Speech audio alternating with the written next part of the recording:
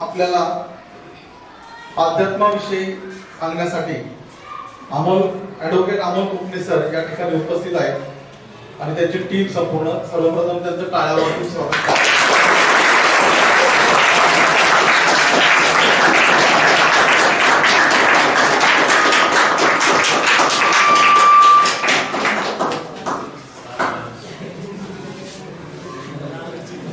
आता मी थोडक्यात त्यांचा परिचय देतो. ते मागील 18 वर्षापासून आध्यात्मिक विश्वविद्यालयामध्ये सक्रिय म्हणून त्या ठिकाणी काम करतात.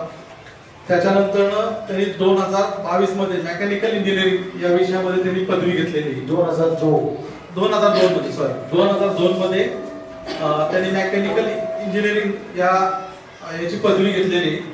त्याच्यानंतर इंडियन लॉ इन्स्टिट्यूट नवी दिल्ली या ठिकाणाहून त्यांनी पोस्ट ग्रॅज्युएशन डिग्री प्राप्त केलेली. त्याच्यानंतर ते आता सध्याला ॲडव्होकेट म्हणून दिल्लीमध्ये सर्वोच्च न्यायालय या ठिकाणी अधिवक्ता म्हणून काम करत आहे. तर एवढं मोठं व्यक्तिमत्व आज आपल्या या ठिकाणी आपल्याला समाजामध्ये जगत असताना आपल्या शैक्षणिक शिक्षणाबरोबर जे काही हॉटेल मॅनेजमेंटचे असतील, पॅरामेडिकलचे असतील, त्या विषयाबरोबर अध्यात्म पण का गरजेचं आहे, अध्यात्माचं महत्व आपल्या जीवनामध्ये काय आहे, ते आपल्याला त्यांच्या एवढ्या प्रदीर्घ अनुभवाचा ते आपल्या बरोबर त्या ठिकाणी आपल्याला मार्गदर्शन करणार आहे. ओम शांति. ओम शांति का अर्थ है मैं आत्मा शांत स्वरूप हूँ. I am the peaceful soul. आज का जो टॉपिक है हमारा साइंस वर्सेस साइलेंस. तो सेमिनार का टॉपिक स्टार्ट करने से पहले हम 2 मिनट के लिए ध्यान करेंगे. आपको एक यूनिक ध्यान का टेक्निक बताऊंगा मैं. सब लोग पीठ सीधी, गर्दन सीधी. 2 मिनट के लिए अपने विचारों को, अपने थॉट्स को कंट्रोल करना है. भ्रुकुटी के बीच में कपालच्या मध्यवर्ती यहाँ पे आपको कंसंट्रेट करना है. मन में जो भी विचार आए उन विचारों के पीछे भागना नहीं है. अलग अलग विचार आएंगे, उनको डांट लगानी है, भाग जाए यहाँ से. जैसे आकाश में स्टार चमकता है वैसे छोटा सा स्टार, पॉइंट ऑफ लाइट यहाँ पे चमक रहा है. ऐसे इमेजिन करना है आपको. या तो जैसे लड़कियां बिंदी लगाती है यहाँ पे, छोटा सा बिंदी, उसको याद करना है. Point of light. ठीक है. आंखें पूरी बंद नहीं करनी है आपको. आंखें पार्टली ओपन, पार्टली क्लोज. जैसे शिव शंकर भोलेनाथ के जितने चित्र और जितनी मूर्तियां हैं उनकी आंखें पूरी बंद नहीं होती है और 2 मिलित नेत्र होते हैं. आधी खुली आधी बंद होती है.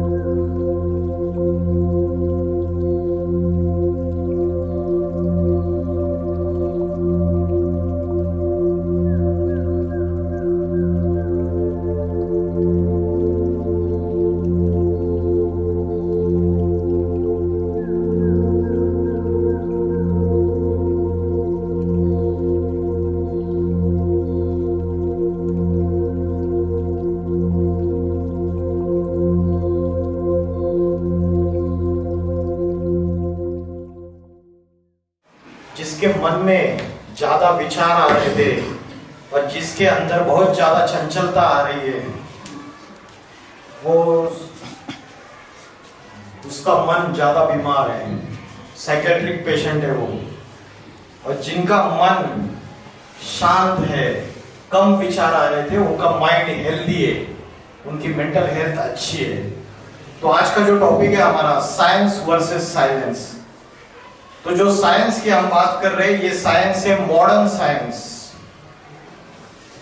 क्योंकि भगवत गीता में भगवान ने अर्जुन को बोला था, मैं तुझे ज्ञान के साथ साथ विज्ञान की पूरी नॉलेज देता हूं, जिसे जानकर तुझे कुछ भी जानना शेष नहीं रहेगा।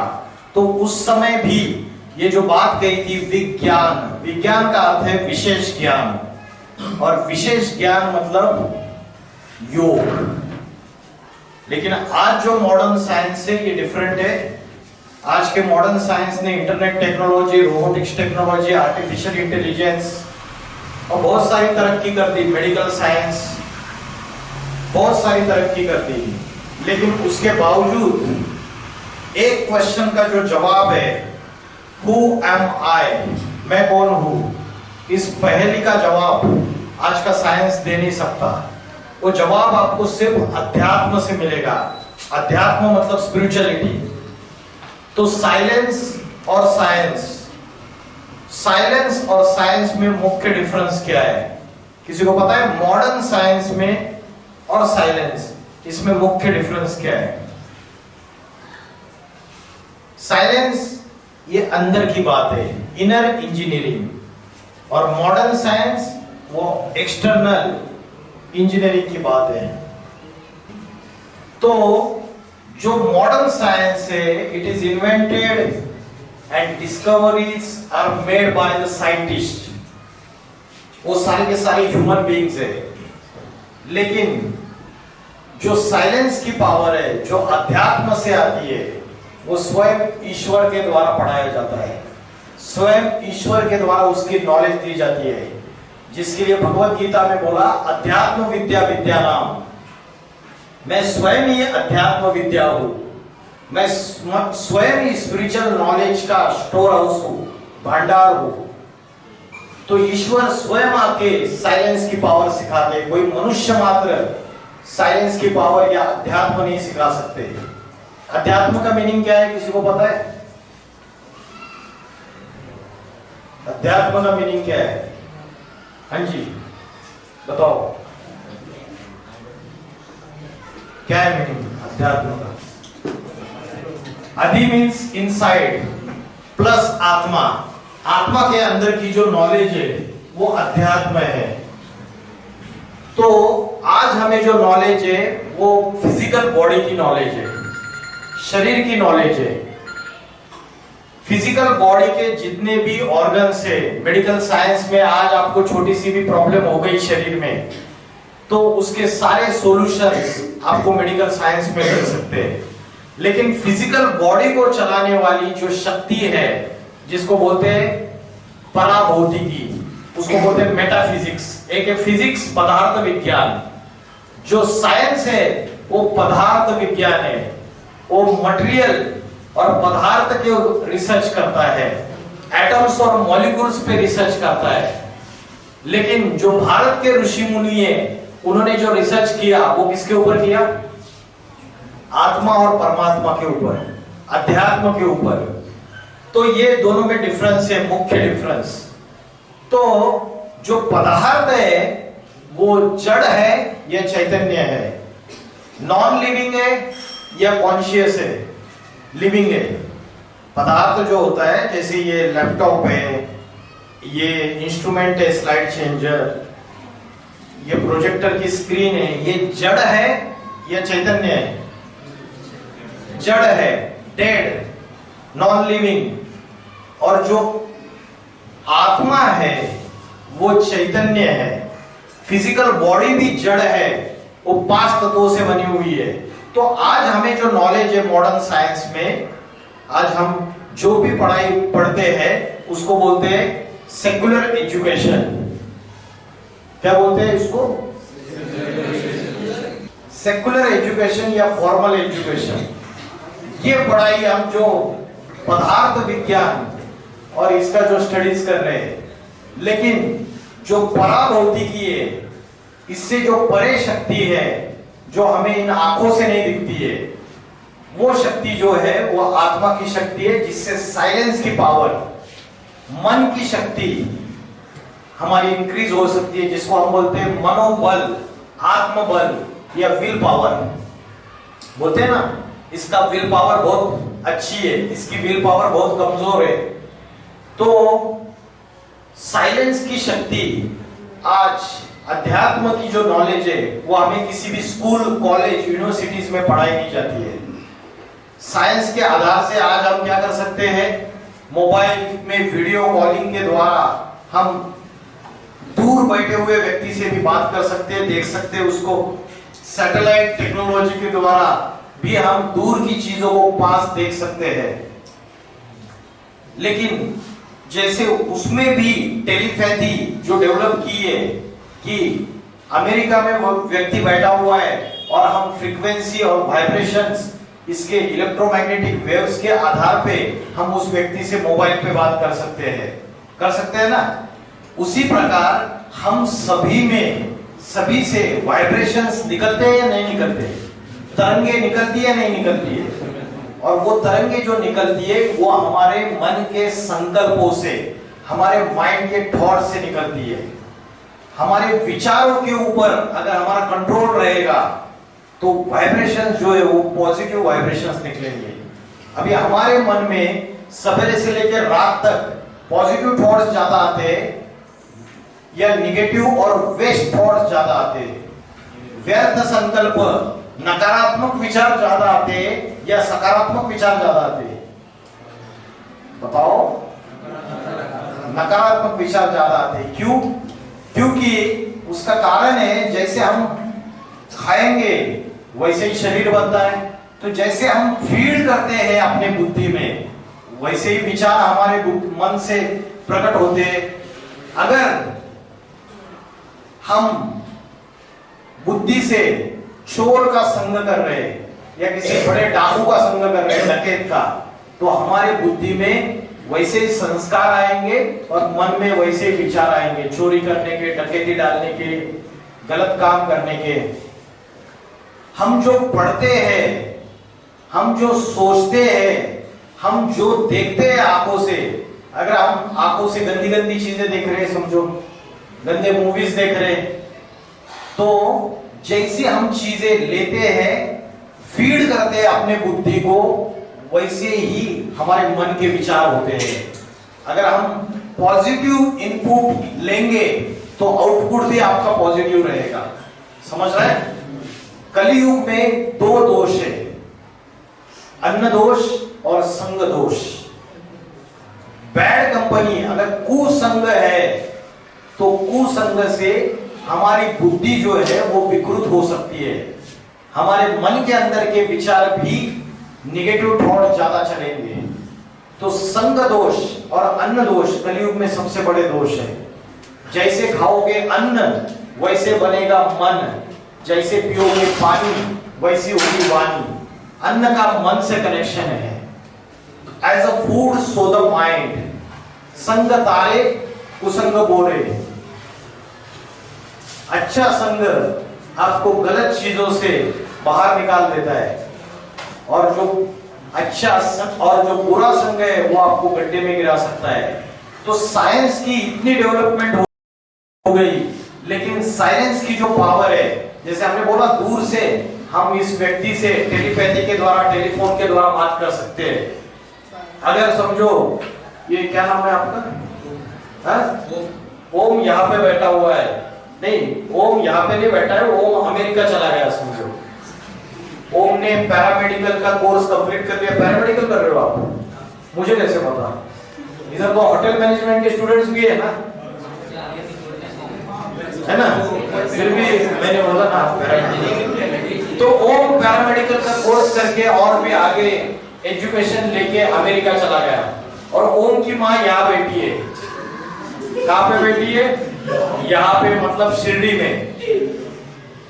और ओम की माँ उसको फोन से ट्राई कर रही है वीडियो कॉलिंग और मोबाइल का नेटवर्क नहीं मिल रहा है, तो ओम की माँ जो है यहाँ बैठ के सच्चे दिल से मन से उसको याद करती है, तो उसको टचिंग होती है अमेरिका में बैठे हुए, और वो कहता है अपने दोस्त को, माँ ने मुझे याद किया होगा। हिचकी आती है, उचकी आती है, उसकी कोई हिंदी में हिचकी बोलते हैं। तो ये मन के वाइब्रेशंस की पावर है। साइंस का जो एक साधन है मोबाइल, उसका नेटवर्क फेल हो गया, लेकिन माँ के मन के वाइब्रेशन 7 समुद्र पार वहां जाके पहुंच गए। तो ये जो वाइब्रेशन की शक्ति है, मन के विचारों की शक्ति है, इससे साइलेंस की पावर आती है। आज हम इस पावर को भूल चुके हैं। आज हम साइंस के साधनों में ऐसे फंस चुके हैं पूरी तरीके से, उसकी वजह से हमारी बुद्धि विकृत हो चुकी है, हमें एडिक्शन हो चुका है साइंस के साधनों का। हाँ या ना? ये मोबाइल, इंटरनेट, ये कंप्यूटर, इसमें आज जो फीडिंग हो रही है हमारी बुद्धि के अंदर, वो गलत चीजों की ज्यादा फीडिंग हो रही है। इससे युवा जनरेशन ड्रग्स, गलत चीजें, गलत कर्म, गलत चीजें देखना, इसके आदी होती जा रही है, और उससे मन और बुद्धि की जो शक्ति है वो कमजोर होती जा रही है। चाइना ने एक रिसर्च किया, उसमें बोला कि जितने भी बच्चे हैं 16 साल से कम, उनके जो भी प्रॉब्लम्स है साइकोसोमैटिक, मतलब साइकोलॉजी के रिलेटेड, मनोविकारों से रिलेटेड, उस प्रॉब्लम्स का मूल कारण जो है वो प्रॉब्लमेटिक इंटरनेट यूज है।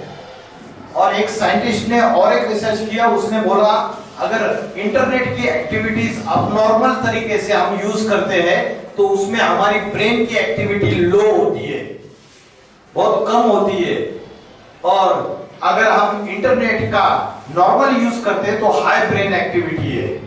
China is the first country who said that internet is a disease, internet एक रोग है करके। जो सोशल मीडिया में हम जो चीजें देखते हैं उसका डायरेक्ट इंपैक्ट हमारे इमोशंस के ऊपर होता है ना, डायरेक्ट इंपैक्ट होता है। अगर हम क्राइम वाली वेब सीरीज देखेंगे, हिंसा जिसमें वायलेंस है, कोई किसी को शूट कर रहा है, मार रहा है, तो हमारी बुद्धि भी वैसे ही एग्रेसिव हो जाती है, एंगर आ जाता है, एग्रेशन आ जाता है, क्रोध आ जाता है, हिंसा करने की इच्छा होती है। तो आज हम ये जो भी साइंस के साधन यूज कर रहे हैं उसकी वजह से हमारे एकेडमिक जो स्टडीज है इसके ऊपर भी इफेक्ट हो रहा है।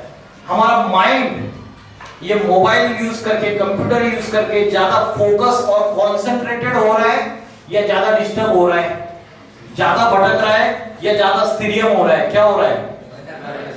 भटक रहा है। कितने अच्छे बच्चे, सच्चे बच्चे। तो जिन्होंने गेम डेवलपर है, इनका नाम है बेनेट फॉर्डी। बेनेट फॉर्डी का नाम सुना है आपने? ये बेनेट फॉर्डी गेम डेवलपर है। इन्होंने बोला कि मेरा खुद का जब फोकस नहीं लगाया था मन का, तो गेम खेलने से उन्होंने इनकार कर दिया। मतलब जिस गेम्स को इन्होंने खुद डेवलप किया, उन्होंने खुद ही ये सारी चीजें बकवास है करके, इन्होंने उसका एक न्यूरो साइंटिस्ट है हार्वर्ड यूनिवर्सिटी के, उन्होंने बोला there is a big impact of the gadgets on the mind of children। Gadget, जो इलेक्ट्रॉनिक गैजेट्स हम यूज कर रहे हैं, उसका चिल्ड्रंस के माइंड के ऊपर जबरदस्त ये हो रहा है, इफेक्ट हो रहा है, इंपैक्ट हो रहा है। जो मन हमारा अलग अलग जगह भागता है और अलग अलग चीजों में डिस्ट्रैक्ट होता है, उससे हमारी, और जो व्यर्थ संकल्प हम करते हैं सवेरे से लेकर शाम तक, नेगेटिव संकल्प करते हैं, उससे हमारी एनर्जी वेस्ट होती है, शक्ति क्षीण होती है, या हम बहुत पावरफुल अनुभव करते हैं। क्या होता है? तो मैंने बोला कि जब हम डिस्ट्रैक्ट होते हैं या हमारा मन में ढेर सारे थॉट्स चलते रहते हैं, नेगेटिव थॉट्स, वेस्ट थॉट्स, उससे हमारी एनर्जी, मन की शक्ति, आत्मा की शक्ति कमजोर होती है, एनर्जी वेस्ट होती है, या हम बहुत एनर्जेटिक महसूस करते हैं। क्या होता है? एनर्जी वेस्ट होती है। तो जितने थॉट्स, ज्यादा मल्टीपल थॉट्स अगर हमारे माइंड में आ रहे, तो उससे हमारी एनर्जी, आत्मा की शक्ति, मन की शक्ति कमजोर होती है, विल पावर कमजोर होती है। लॉ ऑफ अट्रैक्शन सुना है आपने? क्या है law of attraction? Law of attraction कहता है what you think you become. आप जैसा सोचते हो वैसे ही आप बनते हो। अगर आपके मन के अंदर एक पॉजिटिव थॉट्स चल रहे हैं और बार बार आप वही थॉट्स रिपीटेडली आपके मन में आते रहते हैं, तो कल जाके आप वैसे ही बनते हो। As you think so you become, as you imagine so you create. तो आज मन की जो शक्ति है वो तो बिना किसी, आपको उसके लिए फ्यूल भी नहीं चाहिए। अगर आपको रॉकेट उड़ाना है तो करोड़ों अरबों पैसे खर्च करने पड़ते हैं उसके फ्यूल के ऊपर, उसके सारे इंजन, उसके जो भी मटेरियल है, सारे टेक्नोलॉजी के ऊपर मिलियंस ऑफ पैसे खर्च करने पड़ते हैं। लेकिन जो मन की शक्ति ऐसी शक्ति है, अभी अभी आप यहां बैठे हो, अभी अभी आप अमेरिका जा सकते हो।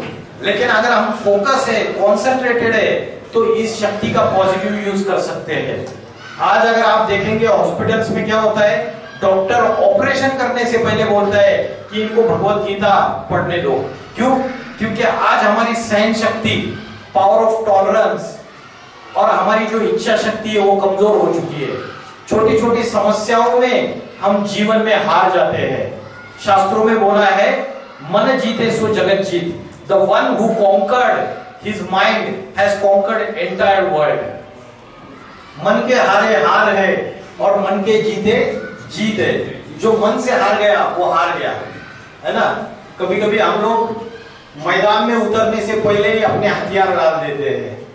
तो एक्चुअली हिम्मत जिसके पास है, करेज जिसके पास है, विल पावर जिसकी अच्छी है, जो मन से पावरफुल है, वो किसी भी कठिन समस्याओं में हारेगा नहीं। एक मोसुरो इमोटो नाम का साइंटिस्ट है, उसने एक एक्सपेरिमेंट किया। उसने 2 पानी के ग्लास लिए, एक को एक कमरे में रखा, दूसरे को दूसरे कमरे में रखा, और एक पानी के ग्लास के सामने उसने पॉजिटिव मैसेजेस, एकदम अच्छी बातें बोली उसके सामने, एकदम पॉजिटिव शब्द बोले। और दूसरे ग्लास ऑफ वाटर के सामने जाके उसने गालियां दी, नेगेटिव वर्ड्स बोले, हेटफुल मैसेजेस बोले। और दोनों ग्लास ऑफ वाटर को उसने बाद में जाके फ्रिज में रखा, और फ्रिज में रखने के बाद थोड़े समय के बाद बाहर निकाला और उसका माइक्रोस्कोपिक ऑब्जर्वेशन किया। उसको पता चला जो पहला ग्लास ऑफ वाटर है उसका जो मॉलिक्यूलर स्ट्रक्चर है वाटर का, वो कंप्लीटली सिमेट्रिक है और वो कंप्लीटली स्ट्रक्चर्ड है, डायमंड लाइक स्ट्रक्चर है। और दूसरा जो मॉलिक्यूलर स्ट्रक्चर है वाटर्स का, वो डिस्टॉर्टेड है, कोलैप्स है वाटर मॉलिक्यूल का स्ट्रक्चर। तो वाटर आल्सो कैरीज मेमोरी। हमारे शरीर के अंदर भी 70% वाटर पार्टिकल्स है ना, पता है ना। तो अगर हम निगेटिव वाचा बोल रहे हैं, निगेटिव वाणी बोल रहे हैं, हमारे मुख से अपशब्द आ रहे हैं, हमारे मन के संकल्प निगेटिव चल रहे हैं, तो जो वाटर मॉलिक्यूल से उनके ऊपर भी असर हो रहा है और उसकी वजह से अलग अलग बीमारियां भी हो रही है। तो हमारी जो वाचा है उसका कनेक्शन वाटर के पार्टिकल्स के ऊपर भी है। तो जो चीज जितनी सूक्ष्म होती है उसका असर ज्यादा होता है। वाचा मतलब जो वाणी से हम शब्द बोलते हैं उससे भी सूक्ष्म चीज क्या है? वाणी से जो शब्द बोलते हैं उससे भी सूक्ष्म क्या है? क्या सूक्ष्म है उससे? मन के संकल्प, वाइब्रेशंस, मन के अंदर के जो विचार है वो उससे भी सूक्ष्म और पावरफुल है।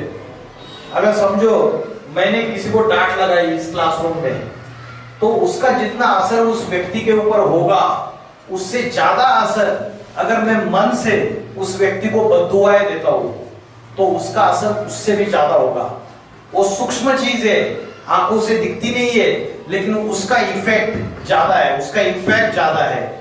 So speech is a silver and silence is gold. Silence जो है वो मन के विचारों से, मन के वाइब्रेशन से, वो साइलेंस की शक्ति है।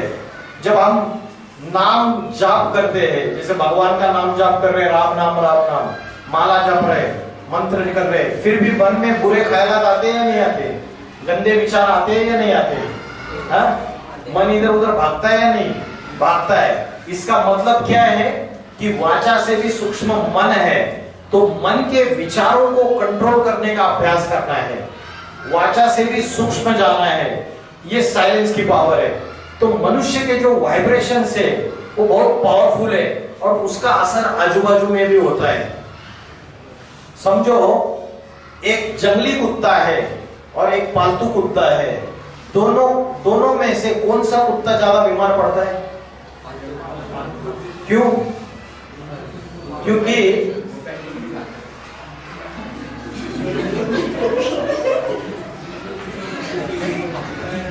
क्योंकि मनुष्य के साथ रहता है। तो मनुष्य के जो वाइब्रेशन है, मनुष्य ह्यूमन बीइंग के जो वाइब्रेशन है, उसका असर उसके ऊपर होता है।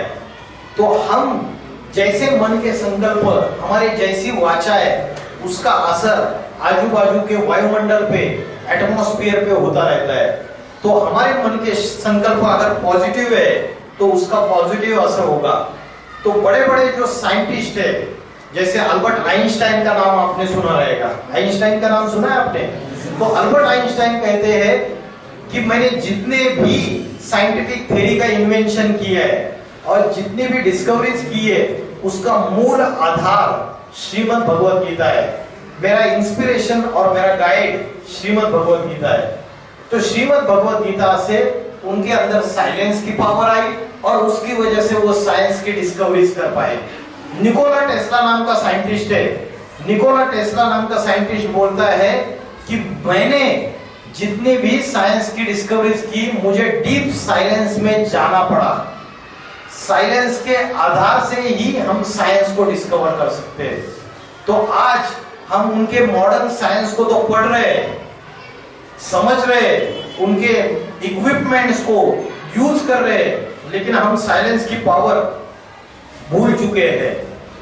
तो टेलीपैथी नाम का जो साइंस है, जिसमें एक जगह से दूसरी जगह पे आप अपनी वाचा या अपना कम्युनिकेशन ट्रांसफर कर सकते हो, वैसे ही टेलीपैथी जो है अध्यात्म के अंदर transmission of thoughts from one mind to another mind. जैसे मैंने बोला माँ यहाँ बैठी है और ओम अमेरिका बैठा है, तो उसके मन के विचार, माँ के मन के विचार वहां कनेक्ट हो गए। तो ये जो ट्रांसमिशन ऑफ थॉट्स है, ये टेलीपैथी है। आज इस मन की शक्ति हम भूल गए, उसकी वजह से हम कमजोर फील कर रहे हैं, दुखी, अशांत, नर्वस, ये सारी जितनी भी प्रॉब्लम्स है आज, डिप्रेशन, एंजाइटी, स्ट्रेस, इंसोम्निया, ये सारी समस्याओं के हम शिकार हो रहे हैं। उसका कारण है अध्यात्म की शक्ति को हम भूल गए। तो भगवत गीता में अर्जुन ने भगवान को ये नहीं पूछा कि मुझे शस्त्र और अस्त्र और गांडीव धनुष्य कैसे चलाना है, कैसे युद्ध करना है। अर्जुन ने भगवान को ये क्वेश्चन पूछा सेकंड अध्याय में कि मेरा मन बड़ा चंचल है, मेरा मन बड़ा बलवान है, ये बड़ा हठी है, इस चंचल मन को मैं कैसे एकाग्र करूं, ये क्वेश्चन पूछा। और चैप्टर नंबर 2 से चैप्टर नंबर 18 तक भगवान ने अर्जुन को अस्त्र शस्त्र चलाने की विद्या नहीं सिखाई, उसको आत्मा की नॉलेज दी, उसको मन को कंट्रोल कैसे करना है इसकी नॉलेज दी, अध्यात्म की नॉलेज बताई उसको। तो आप में से भगवत गीता किसी ने पढ़ी है या पढ़ता है कोई? बताइए, किसी एक ने भी पढ़ी है? हाथ ऊपर कीजिए। तो आज हम क्या बोलते हैं कि मैं सनातनी हूं या मैं हिंदू हूं, है ना, बोलते हैं ना, जोर जोर से चिल्लाते हैं। लेकिन जो हिंदुओं का धर्म ग्रंथ है, मुख्य धर्म ग्रंथ भगवत गीता, उसकी कुछ भी नॉलेज हमारे पास नहीं है। तो हमारे ऊपर जो हमारे पास जो धर्म की आस्था है, वो आस्था कैसे है? खोखली आस्था है, मतलब उसमें कोई वजन नहीं है। हम जो कहते हैं वैसा हमारा आचरण भी नहीं है और वैसे हमारे विचार भी नहीं है। तो भगवत गीता में जो नॉलेज दी वो आत्मा की नॉलेज दी, मन को कंट्रोल करने की नॉलेज दी, इंद्रियों को कंट्रोल करने की नॉलेज दी। तो सबसे मेन क्वेश्चन है कि हमारी रियल आइडेंटिटी क्या है। अध्यात्म समझने के लिए हमें इस क्वेश्चन का जवाब ढूंढना है, हु एम आई, मैं कौन हूं। अगर मैं आप लोगों को पूछता हूं आप कौन हो, तो आपके सबके आंसर्स अलग अलग आएंगे। कोई क्या बोलेगा? कोई बोलेगा कि मैं स्टूडेंट हूँ, कोई बोलेगा मैं लड़की हूँ, कोई बोलेगा मैं लड़का हूँ, कोई बोलेगा मैं हिंदू हूँ, कोई बोलेगा मैं मुस्लिम हूँ, कोई बोलेगा मैं मराठा हूँ, कोई बोलेगा मैं राजपूत हूँ, कोई बोलेगा मैं गुजराती हूँ। तो अलग अलग प्रकार के आइडेंटिटी बताएंगे। कोई बोलेगा मैं इंजीनियर हूँ, कोई बोलेगा वकील हूँ। तो कोई अपने क्वालिफिकेशन के आधार से, कोई अपने जेंडर के आधार से, कोई अपने धर्म के आधार से, कोई अपनी जाति के आधार से अपनी आइडेंटिटी बताएगा। ये जो हमारी आइडेंटिटी है, ये हमारी असली आइडेंटिटी नहीं है, ये हमारी रियल आइडेंटिटी नहीं है, ये हमारी परमानेंट आइडेंटिटी नहीं है। हमारी परमानेंट आइडेंटिटी को हम भूल चुके हैं। हमें ये पता नहीं कि मैं कौन हूं, हम अपने खुद को भूल चुके हैं। आज हम कंप्लीटली अपने बॉडी में, फिजिकल बॉडी में फंस चुके हैं।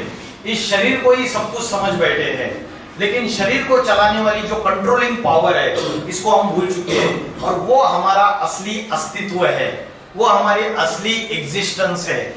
तो क्या जवाब है इसका, मैं कौन हूं का? क्या जवाब है? आपके सामने जवाब है, देख के भी नहीं बता पा रहे। आत्मा क्या है? आत्मा है चैतन्य शक्ति, प्राण शक्ति, एनर्जी, चेतना।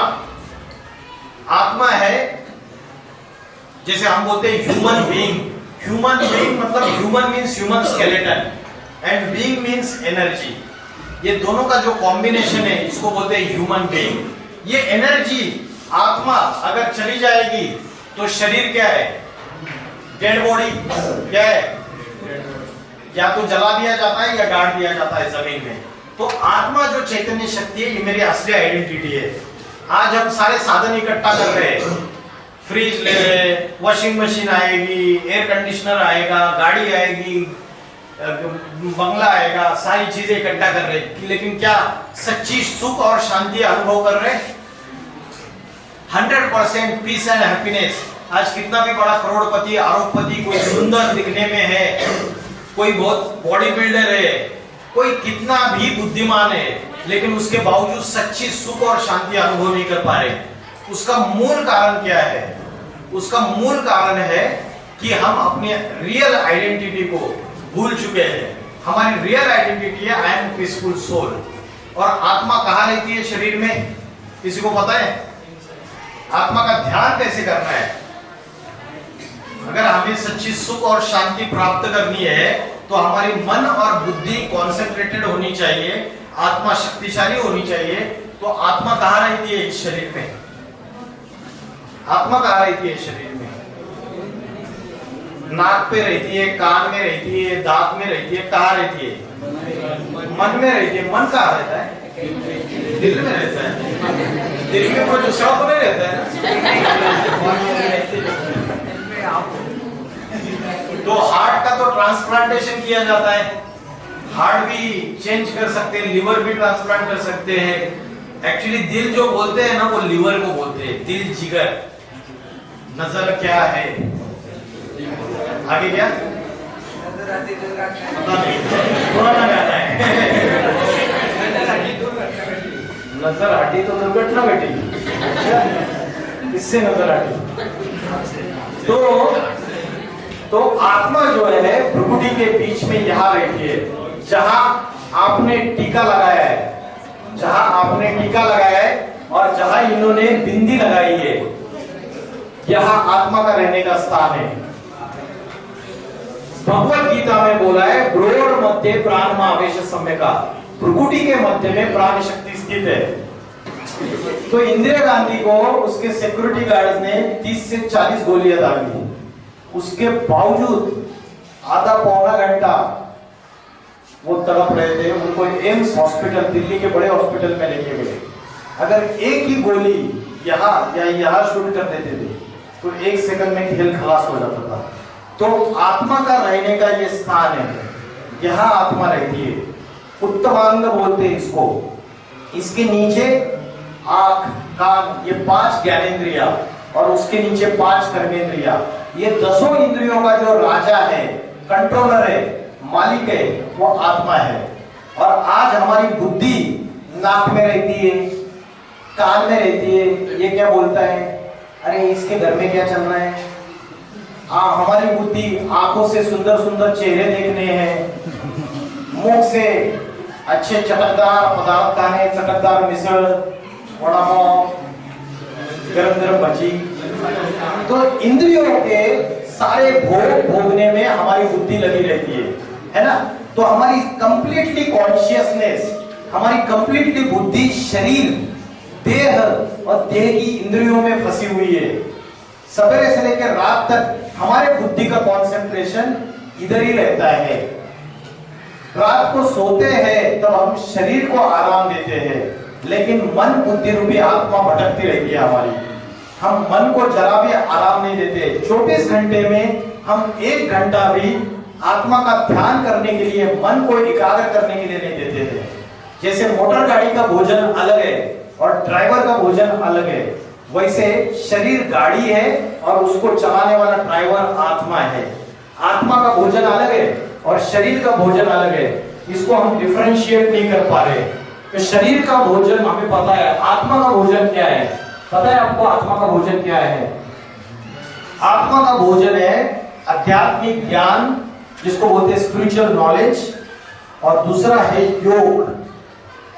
ये आत्मा का भोजन है। इसमें योग का अर्थ क्या है? किसी को पता है योग का मीनिंग क्या है? योग मतलब जोड़ना, कनेक्शन। किसका किससे कनेक्शन? आत्मा का परमात्मा से कनेक्शन। क्यों? क्योंकि आत्मा की जो बैटरी है ये हमारी डिस्चार्ज हो चुकी है। किसी की कम डिस्चार्ज है, किसी की ज्यादा डिस्चार्ज है। आज जिसके अंदर मल्टीपल थॉट्स, नेगेटिव थॉट्स ज्यादा चलते रहते हैं, उसने समझ लेना कि हमारी आत्मा की बैटरी ज्यादा डिस्चार्ज है। आज बड़े बड़े साइंटिस्ट, इंजीनियर्स, वकील, डॉक्टर सुसाइड कर रहे हैं, आत्महत्या कर रहे हैं। कोटा जानते हो? कोटा राजस्थान में, वह बच्चे एग्जाम की प्रिपरेशन करने जाते हैं, IIT जी वगैरह। 4 साल में 52 बच्चों ने आत्महत्या की है, सुसाइड की है। कारण क्योंकि बाकी की ज्ञान तो लेते हैं, लेकिन आत्मा की नॉलेज नहीं है, मन की शक्ति, मन को एकाग्र करने की नॉलेज नहीं है, और उसकी वजह से आज हम भटक रहे हैं। छोटे बच्चे से लेकर बूढ़े तक सबका मन भटक रहा है, किसी का भी मन एकाग्र नहीं है पूरी तरीके से। शास्त्रों में बोला है आत्मा नाम रथिनम विद्धि शरीरम रथम एवच। आत्मा पैसेंजर है, शरीर गाड़ी है। मन प्रग्रह में वच, मन लगाम है, बुद्धि सारथी है और इंद्रिया घोड़े है। तो आज ये इंद्रिया रूपी घोड़े भाग रहे हैं हमारे, और बुद्धि जो है इसकी डिसीजन मेकिंग पावर कमजोर हो चुकी है। बुद्धि को बोलते हैं सत विवेक बुद्धि, सत और असत, what is right and what is wrong, ये डिसाइड करने की। तो आज हम राइट रॉन्ग का डिसीजन परफेक्ट कर पा रहे या रॉन्ग पाथ ज्यादा ले लेते हैं? पाप कर्म करने वाले कर्म ज्यादा कर लेते हैं या अच्छे कर्म ज्यादा कर लेते हैं? पाप कर्म ना। तो ये बुद्धि की जो पावर है ये कमजोर हो चुकी है, और मन को पावरफुल बुद्धि कंट्रोल में रख सकती है, और मन इंद्रियों को कंट्रोल में रख सकता है। तो बुद्धि को पावरफुल कैसे बनाना है? बुद्धि को पावरफुल करने के लिए आपको रोज जो फीडिंग है वो पॉजिटिव थॉट्स की फीडिंग आपके मन में जानी चाहिए। अभी आपके अंदर जो फीडिंग हो रही है वो नेगेटिव थॉट्स की, जो संग मिल रहा है वो कुसंग मिल रहा है, गलत लोगों का संग। वो गलत बातें आके बताते हैं, गलत बातें हम देखते हैं, सुनते हैं। गांधी जी के 3 बंदर कौन से? लेकिन हम ये तीनों बंदरों को रोज वायलेट करते हैं। बुरा सुनते हैं, बुरा देखते हैं आंखों से, बुरा बोलते हैं, और चौथा बंदर है बुरा मत सोचो, और बुरा सोचते हैं। तीन ही है, चौथा मैंने बताया। 4 है गांधी जी के, लेकिन एक उनमें से नहीं, मतलब 3 ही बोलते हैं, 3 ही ज्यादा बोलते हैं। अच्छा, चौथा बंदर पीछे होगा। जैसे ब्रह्मा के 4 मुख दिखाए, 3 मुख आगे, चौथा पीछे, इस तरीके से होगा। तो ये जो मन के अंदर रोज कचरा जमा हो रहा है, गलत देखते, गलत सुनते, गलत सोचते, इस कचरे की साफ सफाई हो रही है क्या? क्लींसिंग हो रही है क्या? नहीं हो रही है। घर में अगर कचरा जमा होता है तो रोज 2 बार झाड़ू लगाते हैं। बाहर की दुनिया में प्रधानमंत्री जी ने स्वच्छता अभियान स्टार्ट कर दिया। वो कचरा डस्टबिन में डालते, फिर डस्टबिन वो दूसरे दिन गाड़ी आती है उसमें डिस्पोज ऑफ कर देते हैं। लेकिन मन के अंदर, बुद्धि के अंदर जो गलत संकल्पों का, निगेटिव थॉट्स का जो कचरा जमा हो रहा है, उसकी साफ सफाई हम नहीं करते।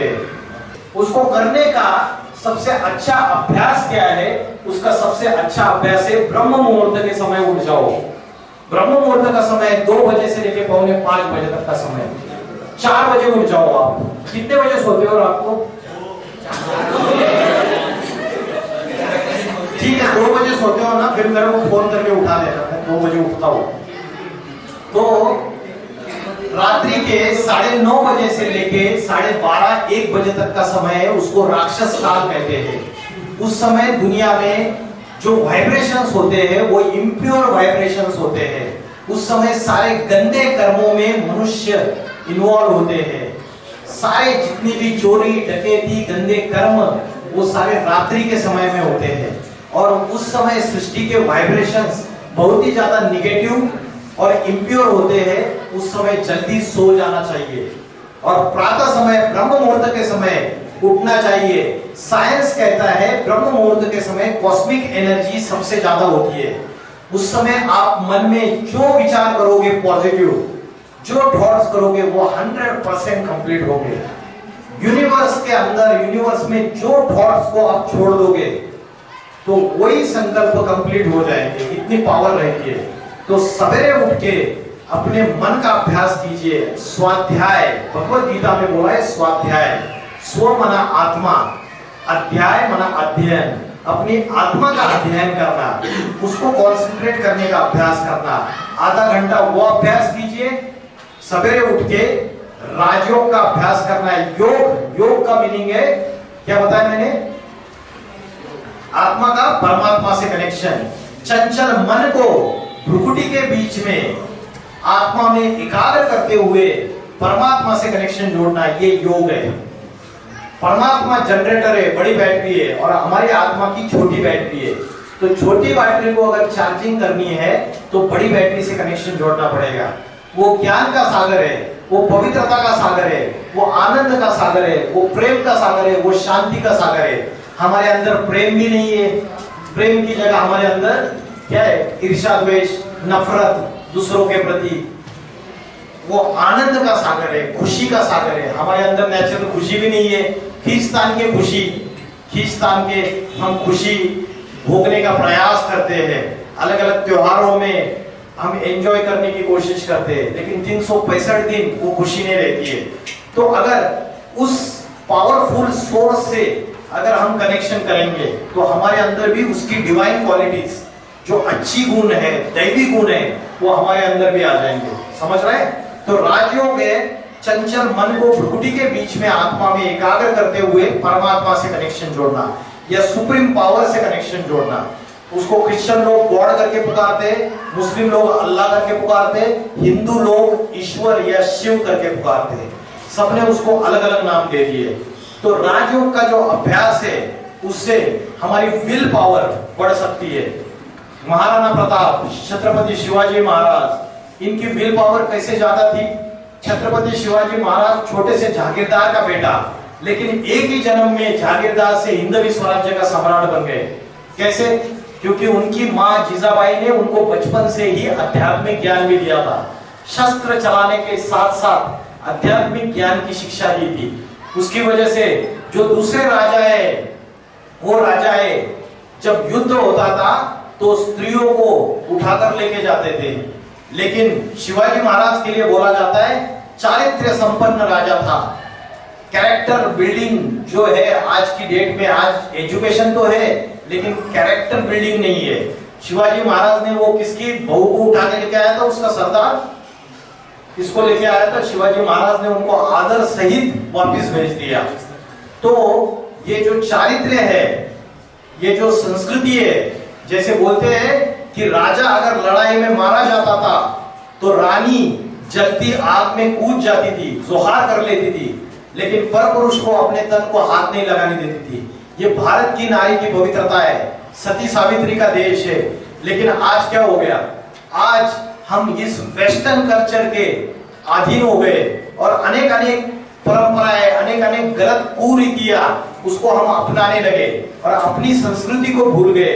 अपनी जो संस्कृति है वो आत्मा का अभ्यास और मन को एकाग्र करने का अभ्यास और अध्यात्म की स्टडी बताती है। तो आत्मा की जो शक्ति है उसको पावरफुल करने के लिए हमें रोज प्रातः समय ब्रह्म मुहूर्त में उठना है। दिन में कभी भी आप 1 घंटा अभ्यास कर सकते हो। दिन में कभी भी आप 5 मिनट, हर 1 घंटे में 5 मिनट अभ्यास कर सकते हो। क्लासरूम में बैठे बैठे आप यहाँ पे फोकस करो, मन को एकाग्र करो। बहुत सारे विचार आ रहे हैं, उनको एक जगह कॉन्सेंट्रेट करो। I am point of light, ऐसा अभ्यास करो। रात को सोने से 15 मिनट पहले आप जो भी दिन में गलतियां की है, जो भी गलत चीजें आपके हाथ से हुई है, आंखों से गलत देखा है, कानों से गलत सुना है, वो सारी चीजें सच्चाई से लिखो। कचरा सागर में डाला जाता है तो वो देकर सो जाओ। हम कचरा लेकर सो जाते हैं। क्या करते हैं? गंदे गंदे वेब सीरीज, मूवीज, गलत सीरियल्स वो देखते हुए सो जाते हैं। तो उससे क्या होगा? वेट बढ़ेगा, बर्डन बढ़ेगा आत्मा के ऊपर और उसकी वजह से हम टेंशन, डिप्रेशन, स्ट्रेस, इन सारी चीजों के शिकार हो जाओगे। भगवत गीता में भगवान ने अर्जुन को जो नॉलेज दी, वो नॉलेज दी आत्मा का संयमन करने की, मन को संयमन करने की और इंद्रियों को संयमन करने की। आज जो साइंस की पावर है, वो पावर ऐसी पावर हो रही है कि मनुष्य को वो डिस्ट्रक्शन, विनाश की तरफ लेके जा रही है। 1945 में फर्स्ट एटम बॉम्ब का निर्माण हुआ। रॉबर्ट ओपेनहाइमर नाम का साइंटिस्ट है, उन्होंने फर्स्ट एटम बॉम्ब का इन्वेंशन किया।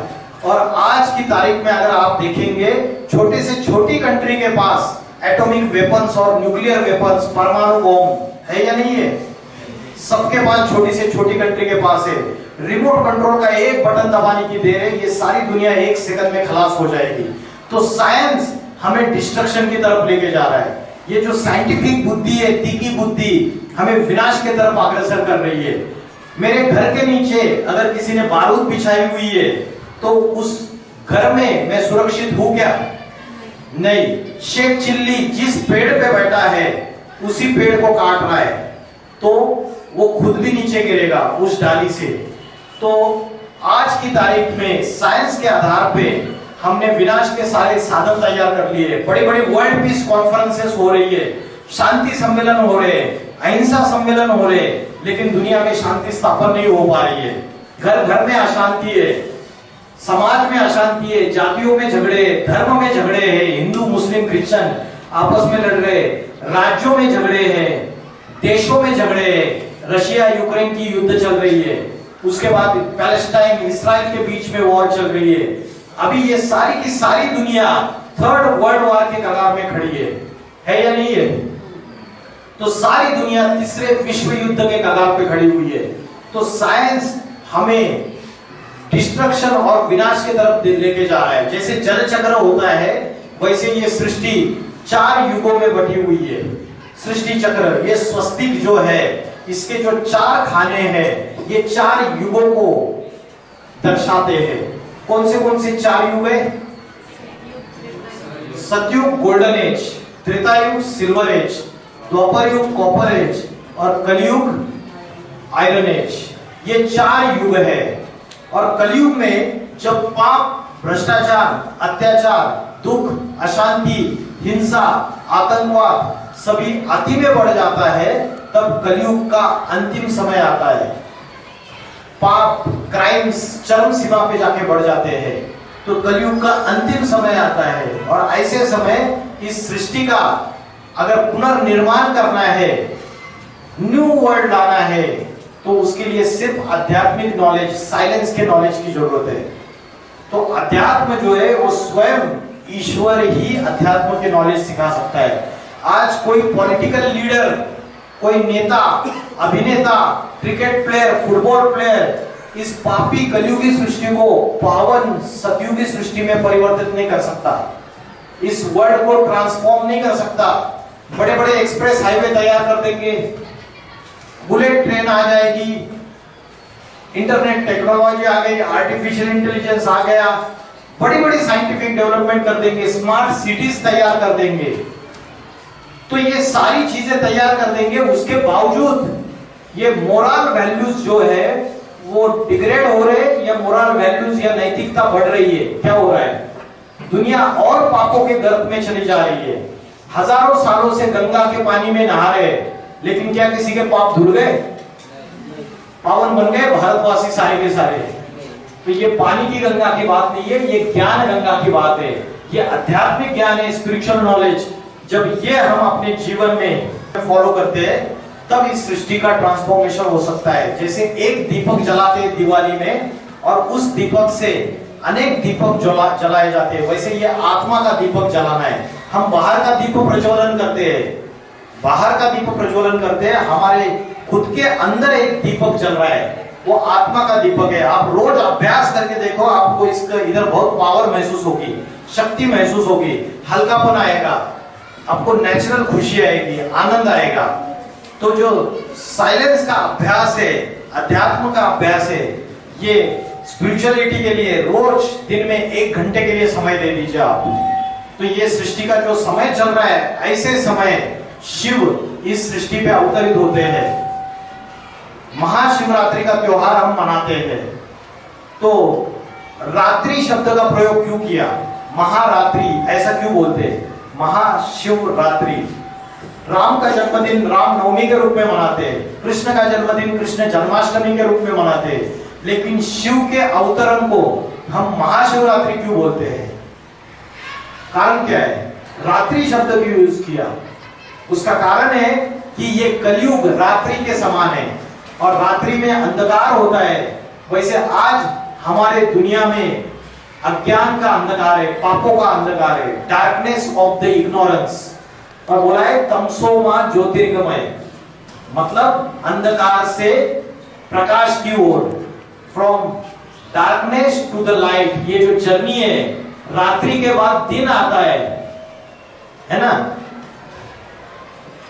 शुक्ल पक्ष के बाद कृष्ण पक्ष आता है, दक्षिणायन के बाद उत्तरायण आता है। वैसे पापी कलयुग के बाद पावन सतयुग आता है।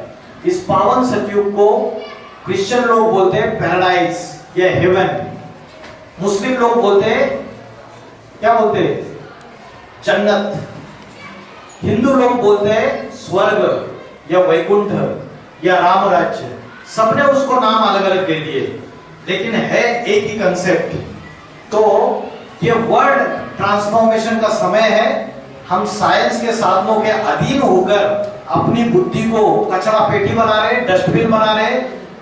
उस डस्टबिन में से कचरा हटाना है हमको। उसके लिए रोज अध्यात्म का अभ्यास कीजिए। बड़े बड़े जो भविष्यकार है, इन्होंने भविष्यवाणियां की है कि 21st सेंचुरी में उत्तर भारत से एक महापुरुष का अवतार होगा। वो योगियों का योगी होगा। वो आत्मा और परमात्मा के ऐसे रहस्य खोलेगा, ऐसी आध्यात्मिक क्रांति लाएगा भारत के अंदर और सारी दुनिया के अंदर, और ऐसा आध्यात्मिक संगठन स्थापन करेगा कि इस संपूर्ण मानव जाति में एक धर्म, एक राज्य, एक भाषा, एक जाति, एक मत और एक संविधान स्थापन करेगा। हम बोलते हैं कल की अवतार, बोलते हैं ना, कल की अवतार कलयुग के अंदर आ चुका है। तो वैसे ही इस सृष्टि का ट्रांसफॉर्मेशन आज के पॉलिटिकल लीडर नहीं कर सकते, स्वयं ईश्वर को आना पड़ेगा। और जब वो प्रैक्टिकल आएगा तभी हम उसको यथार्थ रूप से याद कर सकते हैं। आज हम मंदिर में, मस्जिद में, चर्च में, गुरुद्वारा में उसको ढूंढ रहे, क्या हमें वो मिला? अगर हजारों साल से हम मंदिरों में, मस्जिदों में, चर्च में, गुरुद्वारों में ढूंढ रहे हैं, फिर भी दुनिया नीचे गिरती जा रही है, पापों में, पापों के गर्भ में चली जा रही है। तो इसलिए जब वो स्वयं आता है, बोलते घालीन लोटांगण मंदिर ने चरण डोळ्यांनी पाहिने रूप तुझे, प्रेमे आलिंगन मिठी मारूंगा। किसको? भगवान को। जब वो साक्षात आएगा, चैतन्य रूप में आएगा, ऐसे नहीं कि मंदिर में पत्थर की मूर्ति है, और वो स्वयं आने का समय कलयुग के अंतिम समय है। इसलिए बोला यदा यदा ही धर्मस्य ग्लानिर्भवति भारत। जब धर्म की ग्लानि होती है, अधर्म का बोलबाला होता है, तो दुर्जनों का विनाश करने के लिए और सज्जनों की रक्षा करने के लिए मैं अति साधारण मानवीय रूप में अवतरित होता हूँ। तो अभी जो समय है वो ईश्वर को पहचान के, उसकी नॉलेज को अपने जीवन में उतार के अध्यात्म का अभ्यास करना है। साथ साथ ये जो एजुकेशन आप ले रहे हो, उसके साथ साथ आप अध्यात्म को जोड़ो। आधुनिकता के साथ साथ आध्यात्मिकता, ये दोनों चीजों का अगर बैलेंस हो जाएगा तो आप परफेक्ट पर्सनैलिटी आपकी बन जाएगी। इतना बोलकर मैं रुकता हूं। ओम नमः शिवाय।